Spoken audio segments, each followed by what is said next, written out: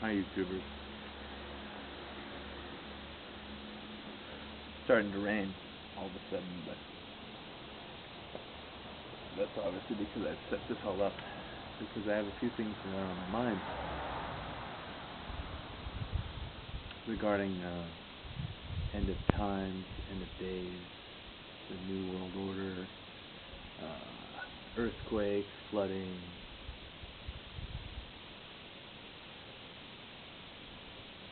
To give you a little synopsis, this path that I've been on has gone on for the past 3 years, when I had a moment in my life when I didn't have any work.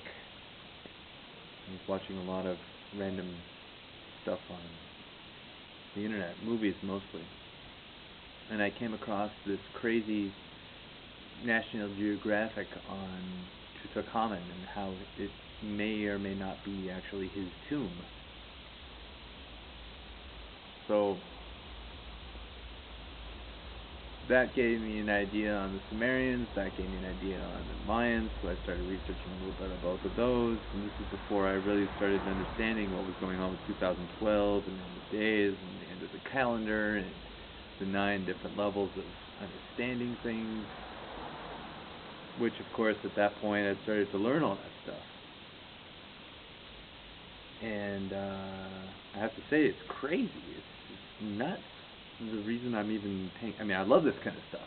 All my life I've always been questioning reality and is this our only reality, things like that. 8 years old, I asked my mom, I remember it as if it was yesterday, are we really real? I have to say yes, we really are real. But we're real so much so that we don't know how real we can be. It's ridiculous to even try to explain what I'm trying to say, is because there's so much reality available. It's just, here's an example. You go on to a street corner with 2 different roads, or 2 different ways you can go, and you go down one, but you don't go down the other. Well, what if you went down the other? That's the option. This is like the basic value of your free will. I'm getting a little bit nervous about my camera getting wet here. Actually, I'm not too nervous about that at all. I'm sure that the universe is fine with that. So here's where I'm at. This is my point. I'm finding that I'm cool with tattoos, and I'm cool with Ventura, and I'm cool with Mushmouth, and I'm cool with all those guys, man. I have to say, and I'm cool with Patriot Space, or Patriotic Space. I'm cool with what's the guy who's trying to figure out how to get his wife without having to be scanned over and over and over, just to be a human being. It's just unbelievable. But that's the thing.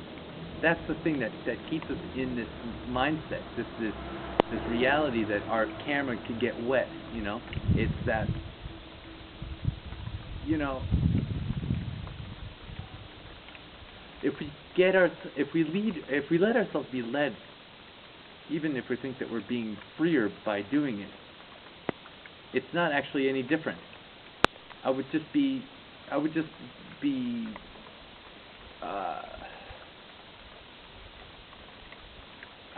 very interested to see what's going on in David Rockefeller's mind right now. You know what I mean? Because we're probably so far off, it's not even funny. They're just laughing. And everybody that doesn't believe in it is just laughing. And we're the only ones that are taking it seriously.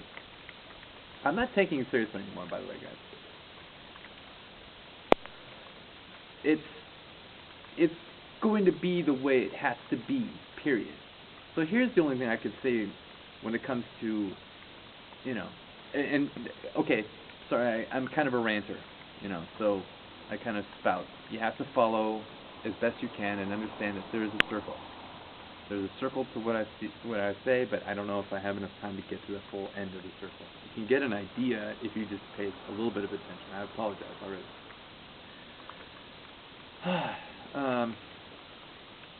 Well, shit, I just lost my train of thought. David Rockefeller is laughing because we're so far off the mark. don't even want to. Anyway, let's just go on, please.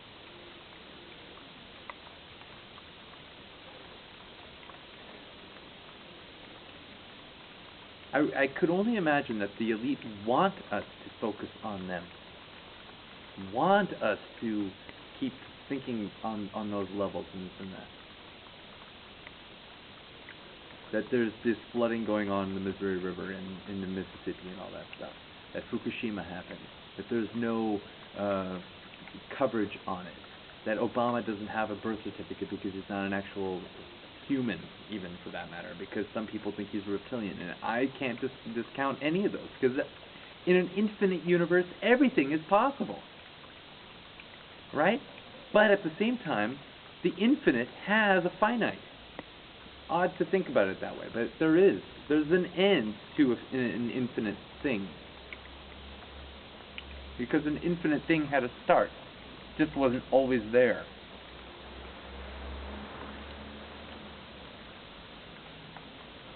I seem to be reminded regularly on how often I feel like I'm actually a sim in a sim world, a sim universe. I don't even know if we aren't on the 13th floor, that we're not in a computer and we're being, when you see a plane fly overhead and then by the time it gets to a certain point in the horizon it disappears.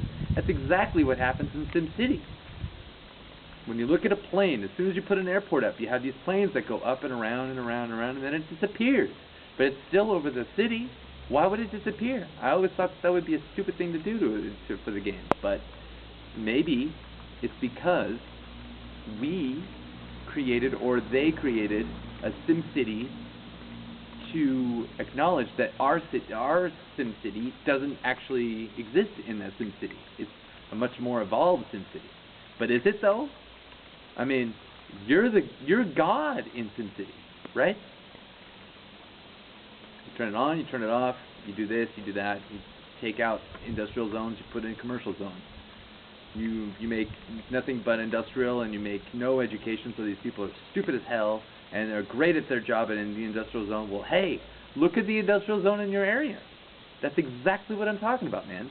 So it's, that's just like, that's the weakest example. I mean, you also have like the mega part of the city where all the super rich go. Now, you're not really actually paying attention to what's going on day to day with each of these people, although you can become a sim and watch and drive around in his car and try to, save people from a burning building and this and that. Well, that's what we do every day, right? We don't see the congratulations. We don't see the Nobel Peace Prize going out to anyone. We know that after 2,000 people, we're allowed to put the mayor's house in. Well, that's an interesting conditioning, isn't it? So here's what I have to say about everything. My gloves are off. I give a shit. I give a shit. I don't care if the government's corrupt. Duh. You keep giving them taxes, and we don't actually do anything about them not doing anything for us when the taxes are being misused. So we're to blame. We should have called it. We should have totally told the U.S. government to go shove itself as soon as FDR did what he did with the New World Order. That's our fault. Why is it our fault? Because emotions got in the way. I live in France now, and I have to say everyone loves the Americans for what they did in World War II. But if anyone actually pays attention to what happened in World War II, the United States waited until the very last second to come in and be the savior, while everyone was eating shoes and motherfucking leaves to stay alive.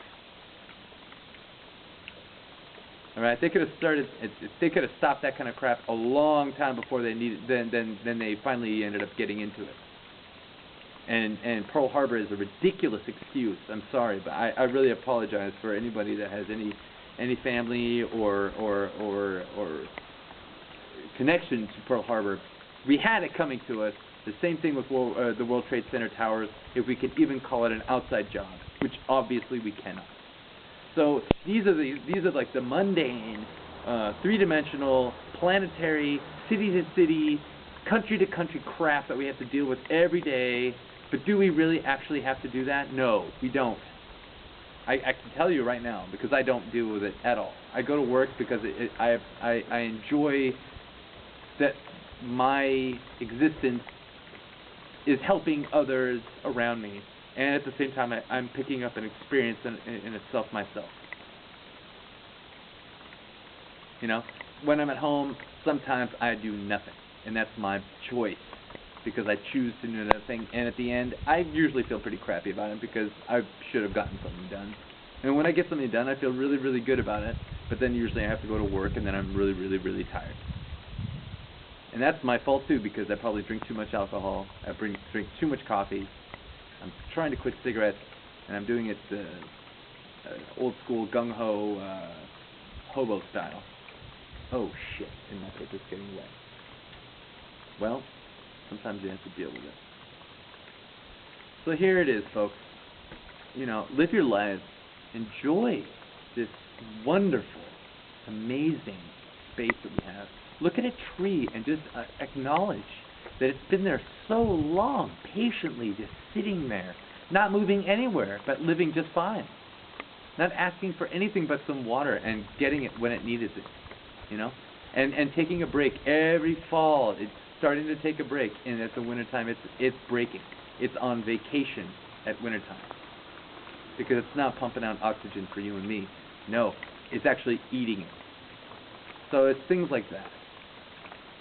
It's things like that that we have to understand. Is that we're not stronger than the weather. Obviously, we can see that now. And we're not stronger than nature, and we're not stronger than the birds in the sky, because we need planes to get up there. We can't just like take off on our own. Or can we? I think we can. So listen, I'm going to have to cut this rant a little bit short. I don't know how much time I have on the camera, probably way past it.